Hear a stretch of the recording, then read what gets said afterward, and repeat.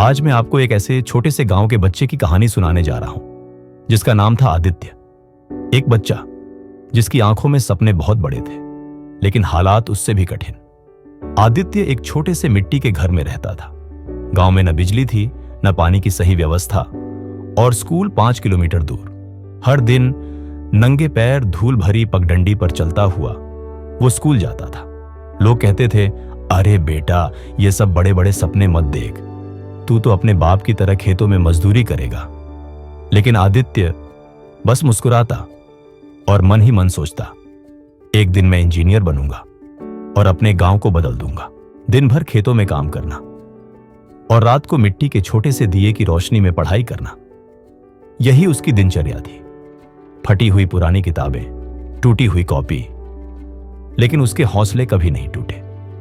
वो हमेशा कहता, किताबें चाहे पुरानी हों, लेकिन इनमें छिपे सपने कभी पुराने नहीं होते। पहला इम्तिहान फिर आया, जिला स्तर की परीक्षा का दिन। सबको लगा गांव का ये गरीब लड़का क्या करेगा, लेकिन जब नतीजे आए पूरा गांव हैरान रह गया। आदित्य ने पहला स्थान हासिल किया था। उसकी मां की आंखों से खुशी के आंसू बह निकले और पिता का सीना गर्व से चौड़ा हो गया। पैसों की मुश्किल, लेकिन दोस्तों, सपनों तक पहुंचने का रास्ता इतना आसान कहां होता है। आगे की पढ़ाई के लिए पैसे चाहिए थे। पिता के पास तो रोजमर्रा का खर्च चलाने के भी पैसे नहीं थे।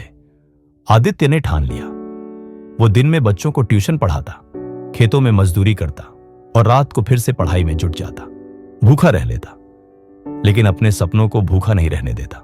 सालों की मेहनत के बाद आया सबसे कठिन इम्तिहान, इंजीनियरिंग की प्रवेश परीक्षा। गांव वाले फिर हंसते थे, ये तो शहर के बच्चों के बस की बात है, हमारा आदित्य क्या कर पाएगा। लेकिन जब नतीजे आए तो वही गांव वाले ताली बजा रहे थे।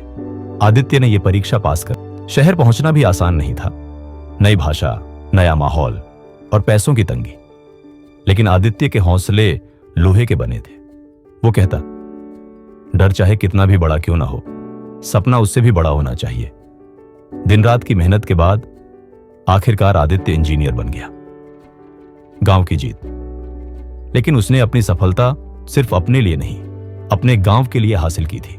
गांव लौटकर आदित्य ने वहां सोलर पैनल लगवाए, पानी की पाइपलाइन बिछवाई और बच्चों के लिए एक छोटी सी लाइब्रेरी भी बनाई।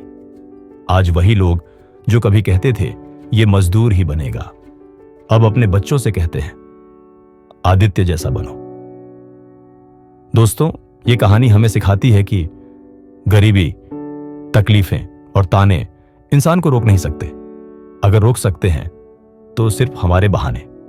याद रखिए, अगर आपके पास सपना है और उस सपने को पाने की आग है तो कोई ताकत आपको हरा नहीं सकती, क्योंकि असली जीत वही है जो नामुमकिन लगती है।